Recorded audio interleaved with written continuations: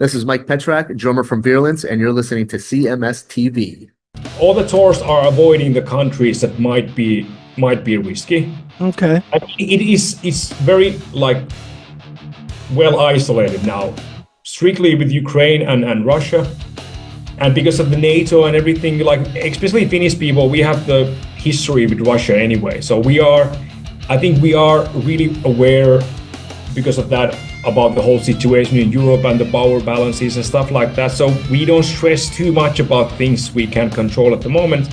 And same with the tours. I think the biggest risk is now the economical, because nobody knows. It hit really badly when the Ukrainian crisis started, when the electric bills and the gas and everything went so much higher that it destroyed the budgets of every tour. Sure. Some of the venues wouldn't be able to give power for the nightliners anymore. Wow. Because it was so expensive to run the buses with the power of the venue during the night. That's more worrying, because that might change in 1 month. Mm-hmm. And if you have a tour book, you printed the merch, you sold the tickets, and you paid the bus and everything, and suddenly all the costs jump 30%.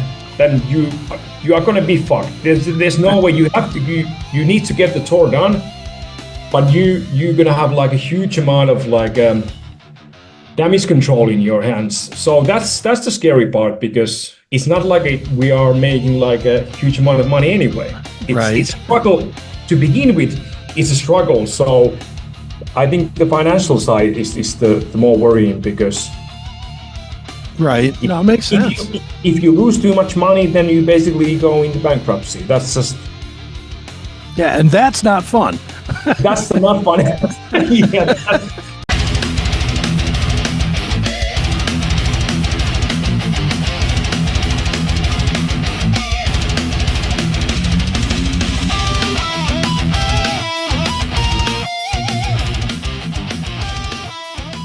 CHRIS Akin Presents, and I, of course, am Chris Akin, and today on the show, we are going to definitely talk about some heaviness. Brand new release coming out on September 5th, Cold Flare Eternal. The band is Before the Dawn. I'm not going to lie, I was not very aware of this band until I listened to it, and now I've listened to it 5,000 times, because this record is so good. And I think it's miscategorized, which we will talk about as well. But here to talk all about Cold Flare Eternal and Before the Dawn is the guitar player, Tuomas Saukkonen. Tuomas, how are you? I am good. Good. Well, it's good to talk to you, man. And like I said, I really wasn't too aware of your band. I'm learning about it as we go. But Cold Flare Eternal, what a kick-ass record, man. It's one of those records that you kind of turn on and then you forget it's on, because it's played through 3 or 4 times and it just sounds good, man. That's a good sign. That's the thing I want to have from people, that they just get stuck on the album. So it's not just one a standout song here and there, but the whole album actually captures the listener.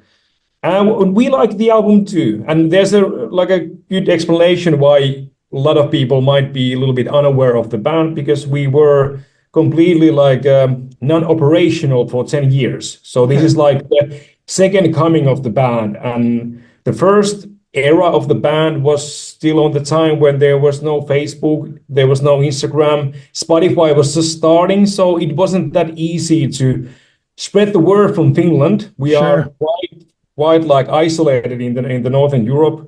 Even getting the word out to Europe was a little bit challenging for the Finnish metal bands in the early 2000s. So now this is a new era for the band, and now it's nice to see that its music is reaching more and more new listeners. Sure. Now, what was it that brought you back after 10 years? I mean, were there songs that you had that you just wanted out there, or did you just need to be in a band? I mean, what was it? It was completely accidental. Okay. It was 100% accidental. We were never meant to do a comeback. We did some a standalone special festival shows, few of those during the past 10 years, and we never had any talks about doing a comeback. And then small decision. It's like a butterfly effect that happened. There's this one young singer in Finland called Paavo Laapotti. He participated on Voice of Finland. Okay. And if that's a TV program, I don't watch those kind of programs at all. I don't really Sure. I like how they treat people or the artists. But suddenly I get a phone call. I'm at home in the early evening. I get a phone call from the guitar player of the previous lineup of Before the Dawn. And he's telling me to switch on the TV. Somebody's on national TV singing Before the Dawn. You need to hear this. And I turned on the TV. It sounded amazing. I think that was the first time when in Finnish Voice of Finland, they actually had double bass playing on that program. It was very rare to have any metal songs, especially with growling vocals. And I started talking with Paavo. I think it was through Instagram, just like cheering him up during the competition. And he went to the finals. He was actually on the second place in the end. And when the competition was done, I asked him, like, would he be interested of doing some musical collaboration? Like, clearly my riffs fits well for his voice. We should try at least do something. And the whole point was that I would write some material for his solo career, or I would be like a ghostwriter and it would be his project, whatever he wants to do with that. We did the song. I was driving home from the studio, listening to the final mix, and then it hit me like, this sounds like Before the Dawn should sound like now. Right. And then I sent the song to all the previous members and all the sound guys, light guys, or the whole crew that we used to have back in the days. And I was like, does it sound crazy? Or is it just my head? Or like, is this like this new version of Before the Dawn that we should actually bring back? And surprisingly, everybody agreed. Okay. And then we released that one song under the name of Before the Dawn, and then we got several offers from record labels, and then here we are now. Sure. So if Paavo would have chosen any other song than one of our songs, we wouldn't be here. We definitely wouldn't be here, because I have my other band, Wolfheart, which is very active.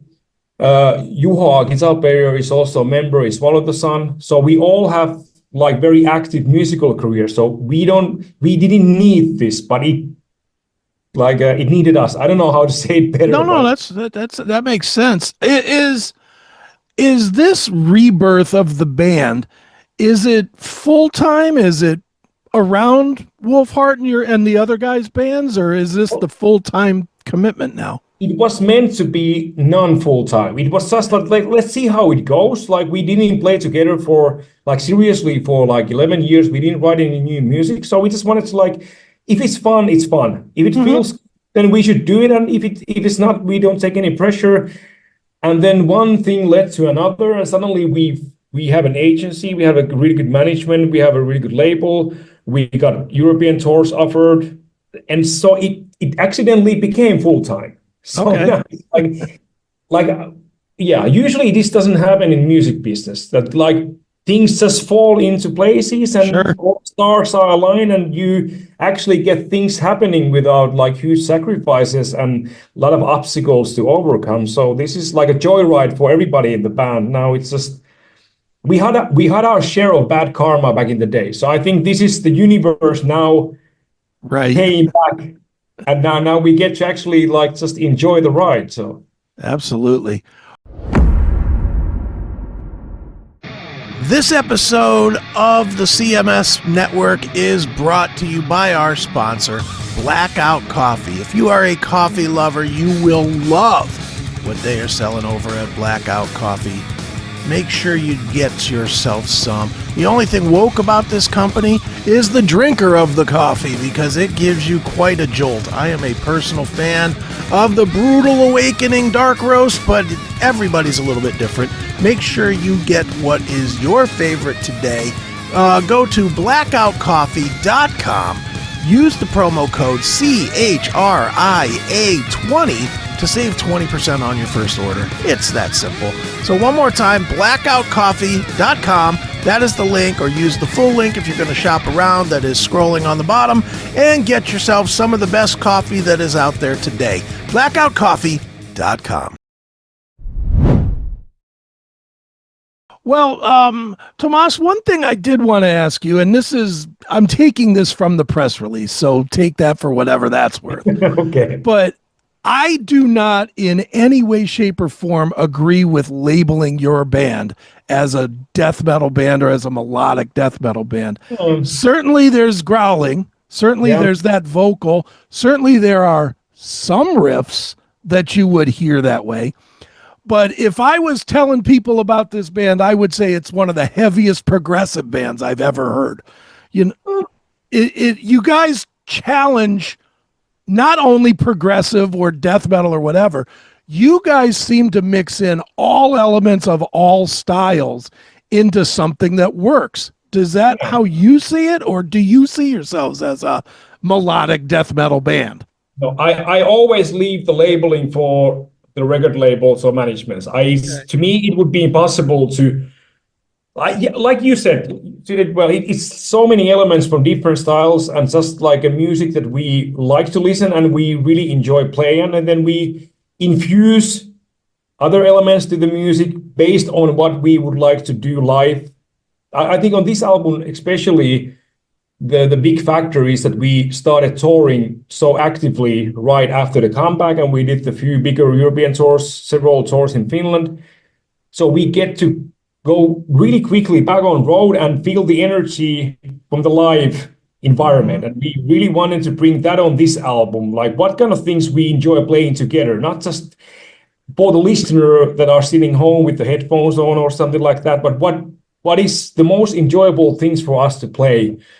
And yeah, labeling is horrible. I don't hear the progressiveness, but I don't argue against that either. Sure. Like I really enjoy making these like rhythmical arrangements into the music. So it doesn't need to sound progressive, but I really enjoy building a little bit complex layers. So it's kind of like onion. So it's not just you hear the song once and you know everything about the song, but you have layers that you will find on the second round or the third or the fourth. But yeah, it's definitely we are not melodic death metal.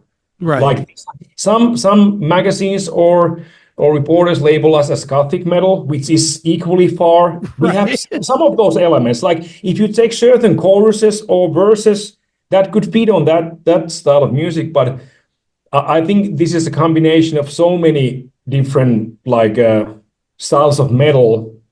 But labeling is tricky. Like we are not just if you call us just a metal band, to leave the box wide open, that wouldn't give any impression to people at all. So right. And that's it, is the publicity people have to tell people something. I don't think they know what to tell them, so they go with the closest thing. Yeah. Nice. Well, Tuomas, anybody that follows kind of European metal certainly knows your name. You are definitely one of the more prolific guys out there. When you're working in a band, whatever band it would be, whether it's this band or Wolfheart or any of the bands, is the music your singular vision that you share to people, or do you like to bring everybody in, take everybody's ideas, and see how it comes together? At the core of the music is always my idea. Okay. But I never want to work in a way that I just tell people what to play. Like press there, pick that and do that. I always want to get as much input as possible, but I think the way of how I write the songs kind of like demands that I need to build the basic structure. Once I start playing guitar, I hear the drum patterns in my head. I instantly start writing into like certain arrangement. It's never just a puzzle or like bunch of riffs that needs to be assembled into a song, but it's like kind of like building a spider web. Like everything is connected to everything once I start from the initial idea, but I always want to bring the whole band as far into the song as possible. And try, like, once I get the basic structure to the guys, I try to step back as much as possible because I want to have their signature also. It will sound better when I don't tell the bass player what to play, or I let the drummer do his magic on the fills and accent and nuances. Everything becomes better when I just take the step back and I just like pass the buck for those guys. But yeah. Is that comfortable for you though? Because I know a lot of musicians like you that hate when somebody comes in and does something that's not in their vision as Yeah, they but see it. I think it's very like maybe I'm just super lucky. I'm able to play in all of my bands at the moment. I have people that I look up more than anything. Mhm. So I know that whatever they do, it will be improvement for my idea. So I that's I don't I'm trying to like remember in the very early days when I started writing. A lot of the band started as a complete solo project. Mhm. But but yeah, I've been always surrounded with more talented people than I am musically, especially the skills as a musician. Sure. I did learn. I started like learning production and stuff like that. Also, not just songwriting, but the what makes a good sound, what you need from the guitar player or the drummer to Mhm. elevate the song higher, just by with the skills and the playing and what is the like unique touch that makes each musician better. And yeah, I've been always been able to play with the people that I kind of like idolize as musicians. Like the drummer of Wolfheart was one of my drum idols when I started playing drums, and Okay. now he plays in my band. So whatever he does is better than my idea would have been. Okay.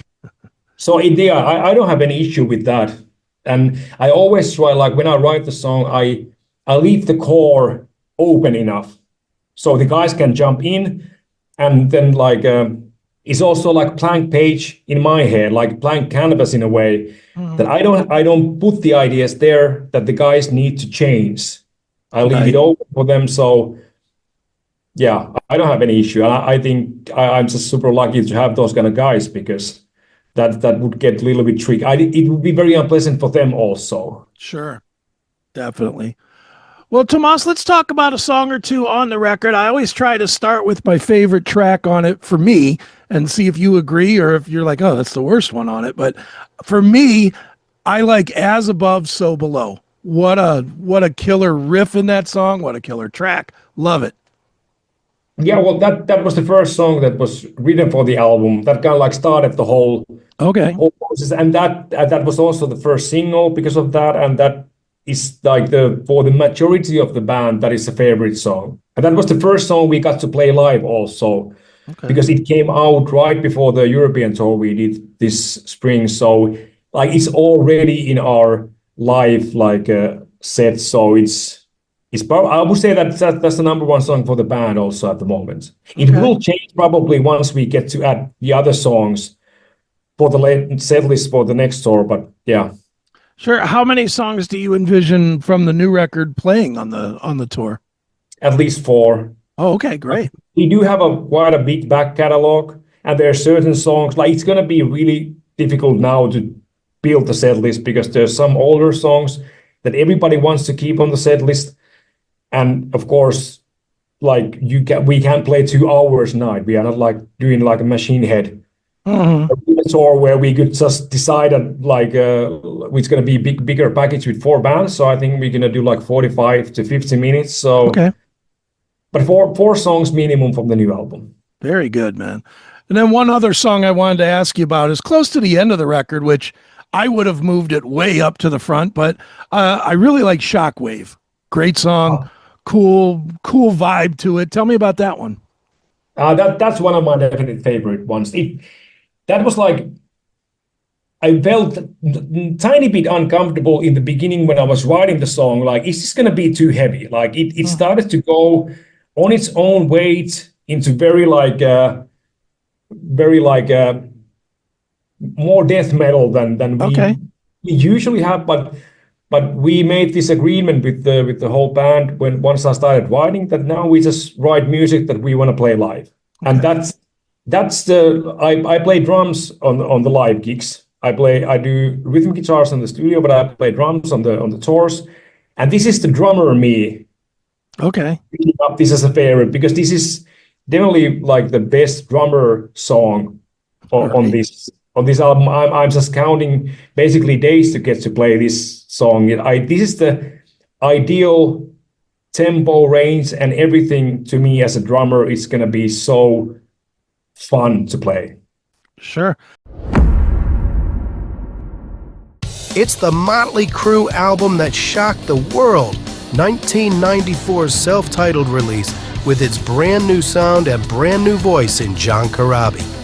Fans were divided, critics were stunned, and the label pulled the plug. But for some, including rock critic Chris Akin, it was a game changer. In his latest book, Chris Akin takes you on a journey through this polarizing album, sharing his personal experiences and the impact it had on the rock scene. Love it or hate it, you can't ignore it. Get your copy now at chrisakin.net or on Amazon. I'm curious. I didn't know that about the live versus studio. Why don't you play guitar live, or why do you play drums live instead of having Well, the drum? I used to be the front man. I did the vocals and the guitar for the first 11 years. Then we went out from the business for 10 years. During that time, I was very active with Wolfhard already, and now I don't want to have two bands. Definitely, I would not want to have two bands where I'm the front man. Sure. I think it would make the band sound unnecessarily similar with the same guy on the vocals. I don't enjoy the spotlight that much that I would want to be in the front. Sure. Okay. And back in the days, I used to play drums in most of the Before the Dawn albums. So most of the songs that are on the set list at the moment anyway, from the older times, are songs that I play drums, and I always wanted to play as a drummer, but I always ended up being the guitar player.